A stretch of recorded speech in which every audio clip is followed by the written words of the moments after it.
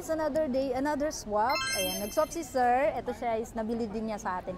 iPhone XR, 64GB. Ayun, so service battery na siya pero goods pa rin. Maingat si sir sa kanyang gamit. And then sinwap niya ito sa isang iPhone 13 na pink 128GB din.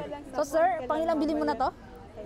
Sa shop na to, madami na yata. Siguro since 2023. Ayun, totoo po yan. Pabalik-balik na ako dito. Ayun. So for all goods naman, sir? All goods naman. Maganda yung service nila, yung mga staff nila, maayos makipag-usap. Yan ang gusto ko. Sige. Ay, thank you so much po, sir.